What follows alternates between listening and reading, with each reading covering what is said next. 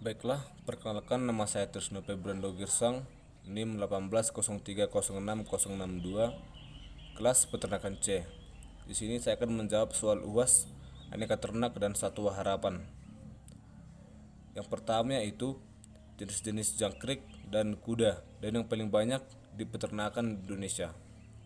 Di mana yang pertama itu jenis-jenis jangkrik yaitu Gryllus mitracatus, Gryllus bimalocatus, jangkrik gua, dan ada juga jangkrik blackfeet cricket, dan ada juga jangkrik madu dan jangkrik alam. Dan jangkrik yang paling banyak dibudidayakan di Indonesia yaitu jangkrik madu dan jangkrik alam. Yang kedua yaitu jenis-jenis kuda, yaitu ada kuda American, kuda poni, kuda Friesian, kuda Arab. Di mana kuda ini adalah jenis seperti kuda tunggang. Dan untuk kuda lokal juga disebut dengan kuda gayo, kuda padang, ada yang disebut juga dengan kuda Batak, dan ada juga kuda sandalwood. Itu kuda sandalwood ini berasal dari NTT dan banyak dipeternakan di NTT.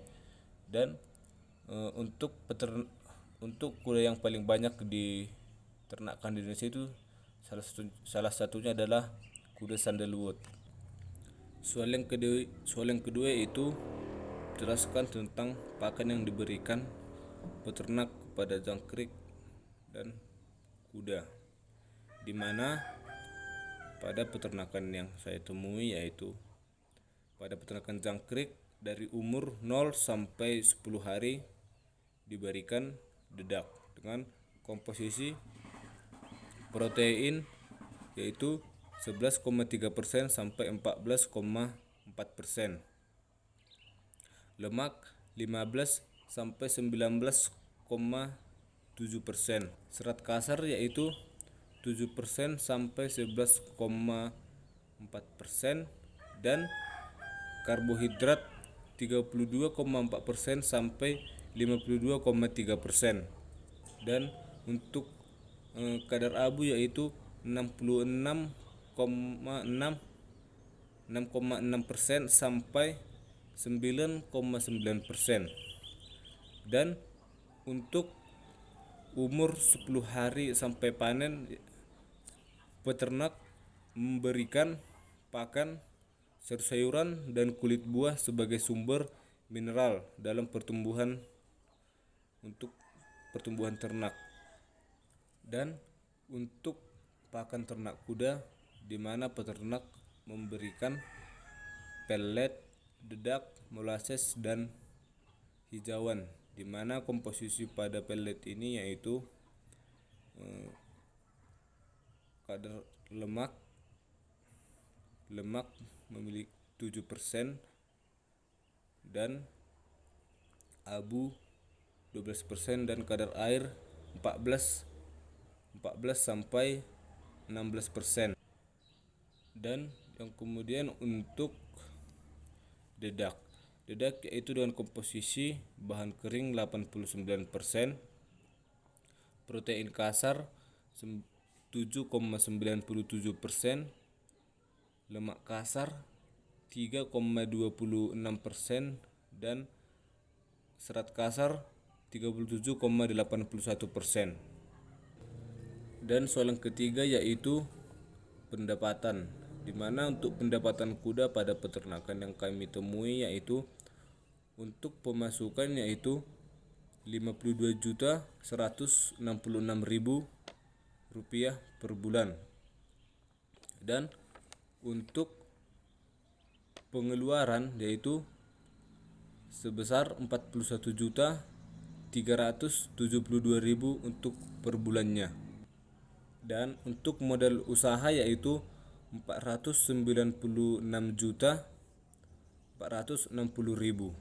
Dan untuk total untuk keuntungan dari peternakan tersebut yaitu sekitar 129.540.000, di mana rasio keuntungan dari peternakan yang kami jumpa tersebut yaitu berkisar 20%, dan di mana peternakan tersebut layak untuk diusahakan.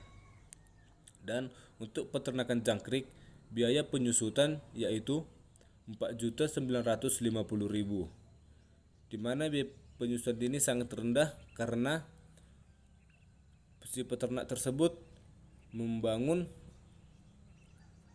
peternakan di lahan sendiri atau memang sudah disediakan mulai dari lama. Dan untuk total penghasilan Bapak ini per bulan yaitu 10.457.000 per bulan.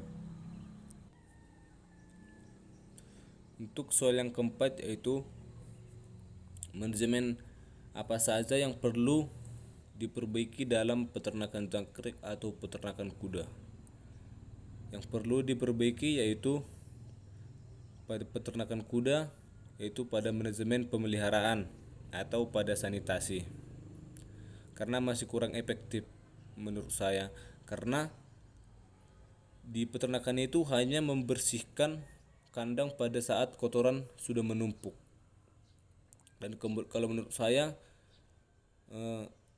kandang itu harus dibersihkan tiap hari untuk memberi kenyamanan untuk si ternak untuk berproduksi. Dan pada peternakan jangkrik yang saya temui tidak ada yang perlu diperbaiki karena menurut saya sudah manajemen dari peternakan tersebut sudah bagus dan baik. Dan untuk soal yang kelima yaitu mengapa kuda dikandangkan sendiri atau secara individual, kandang individual. Kalau menurut saya kuda dibuat secara individual di kandang di mana agar dalam pembersihan kandang mudah dan dalam penyebaran penyakit tidak bisa menyebar dengan cepat, karena di kandang tersebut hanya ada kuda itu sendiri atau individual. Soal yang keenam yaitu judul jurnal, di mana judul jurnal jangkrik yang saya ambil yaitu perbandingan formulasi tepung dari jangkrik, tepung biskuit dari jangkrik dan tepung biskuit dari cacing tanah sebagai fortifikan, sebagai formulasi fortifikan untuk pembuatan tepung terigu, di mana sumber yang saya ambil yaitu dari Prodi Farmasi Fakultas MIPA Universitas Islam Indonesia. Dan yang kedua yaitu jurnal kuda, di mana judul jurnal kuda yang saya ambil yaitu tingkat presensi dan mastikasi ternak sapi betina saat dikandangkan, di mana saya mengambil sumber jurnal ini dari Universitas Pajajaran.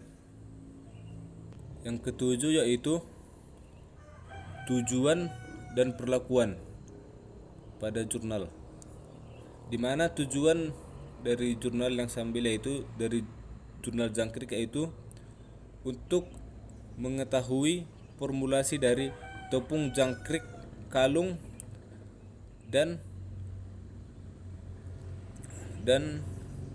formulasi tepung dari cacing tanah sebagai formulasi fortifikan untuk tepung terigu yang memiliki sumber protein yang tinggi, di mana perlakuan yang diberikan pada percobaan ini ada penelitiannya adalah menggunakan metode kejeldah, di mana di sini akan menguji kadar abu, kadar air, kadar lemak, serat kasar dan karbohidrat. Dan untuk tujuan dan jurnal kuda yaitu untuk mengetahui berapa banyak frekuensi prehensi dan mastikasi dari ternak kuda dewasa yang dikandangkan.